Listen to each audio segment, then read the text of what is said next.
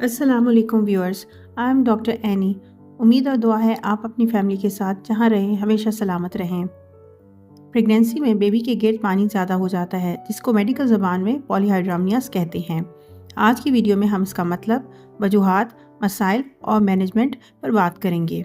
Pregnant female में baby एक पानी की थैली में यानी एमनियोटिक सैक में होता है। इसके अंदर जो पानी होता है इसे एमनियोटिक फ्लूइड या लाइकर कहते हैं। ये पानी बच्चे की हिफाजत, इसकी ग्रोथ और डेवलपमेंट के लिए बहुत ज़रूरी है। ये ना बहुत कम होना चाहिए और ना बहुत ज़्यादा। जब एमनियोटिक फ्लूइड ज़्यादा हो जाए तो इसे पॉलीहाइड्रोमियास कहते हैं। ये आमतौर पर प्रेगनेंसी के 20 हफ्ते के बाद किसी वक्त भी हो सकता है। तकरीबन 1 से 2% प्रेगनेंसीज में ये मसला होता है। एमनियोटिक फ्लूइड इंडेक्स यानी AFI को हम अल्ट्रासाउंड पर मेजर करते हैं।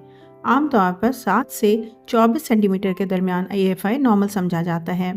पॉलीहाइड्रोमियास की 3 टाइप्स हैं, माइल्ड, मॉडरेट और सिवियर। माइल्ड पॉलीहाइड्रोमियास में AFI 24 से 30 के दरमियान, मॉडरेट में AFI 30 से 35 के दरमियान और सिवियर में 35 से ज़्यादा होता है।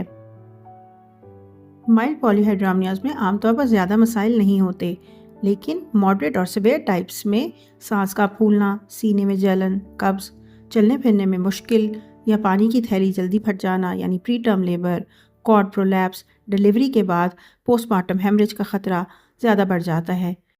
बेबी की पोजीशन उल्टी हो सकती है, प्री मेच्योरिटी और NICU की ज़रूरत पड़ सकती है। अब इसकी 4 वजूहात हो सकती हैं। नंबर 1, मैटरनल कॉजेज़ यानी मदर में अनकंट्रोल्ड डायबिटीज़ का होना, ब्लड ग्रुप का इनकम्पैटिबल होना।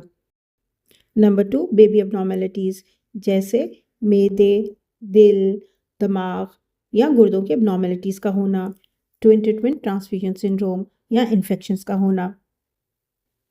नंबर 3, प्लेसेंटल कॉजेज़ यानी प्लेसेंटा का ट्यूमर होना।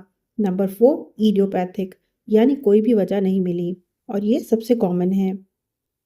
अब हमें पॉलीहाइड्रोमियास का कैसे पता चलता है? रूटीन के मुआयने में हमें यूट्रस का साइज़ ज़्यादा मालूम होता है, बेबी की हार्ट बीट क्लियर नहीं आती और जब हम अल्ट्रासाउंड पर मेजर करते हैं तो AFI ज़्यादा आता है। डिटेल अल्ट्रासाउंड पर या एनॉमली स्कैन में बेबी की कोई एबनॉर्मेलिटीज़ नज़र आती हैं और अगर फीमेल का ग्लूकोज टॉलरेंस टेस्ट करवाएं तो वो एबनॉर्मल आता है, यानी माँ को शुगर हो सकती है। अब चलते हैं इलाज की तरफ। माइल्ड पॉलीहाइड्रोमियास के ज़्यादातर केसेस में कोई ट्रीटमेंट की ज़रूरत नहीं होती। हर 2 हफ्ते के बाद अल्ट्रासाउंड करवाया जाता है ताकि प्रेगनेंसी को टर्म की तरफ ले जाया जा सके।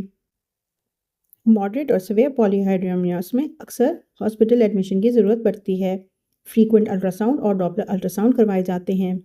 बेबी की रेगुलर CTG मॉनिटरिंग की जाती है और कोशिश की जाती है कि प्रेगनेंसी को टर्म की तरफ ले जाया जा सके। लेकिन अगर फीमेल्स को ज़्यादा सिम्टम स्टार्ट हो जाएं यानी सांस ज़्यादा फूलना शुरू हो जाए या प्री टर्म लेबर स्टार्ट हो जाए तो अर्ली डिलीवरी हो जाती है। कई बार एमनियो डिडक्शन करवानी पड़ सकती है, यानी सिवियर केसेस में अल्ट्रासाउंड के अंदर प्रेशर कम करने के लिए पानी निकाला जाता है ताकि फीमेल को टेम्परेरी रिलीफ मिल सके। पॉलीहाइड्रोमियास एक हाई रिस्क प्रेगनेंसी है और इसमें सिजेरियन सेक्शन का चांस बढ़ जाता है, इसलिए हमेशा डिलीवरी ऐसे हॉस्पिटल में करवानी चाहिए जहां NICU की फैसिलिटीज़ मौजूद हों। अपने एंटीनेटल विजिट्स रेगुलर रखें और डॉक्टर के एडवाइस पर रेगुलर अल्ट्रासाउंड करवाएं। अगर सिम्टम्स बढ़ जाएं तो फ़ौरन डॉक्टर से रब्ता करें। रिलैक्स और पॉजिटिव रहें, ज़्यादातर केसेस सेफली मैनेज हो जाते हैं। उम्मीद है आपको मेरी आज की वीडियो पसंद आई होगी।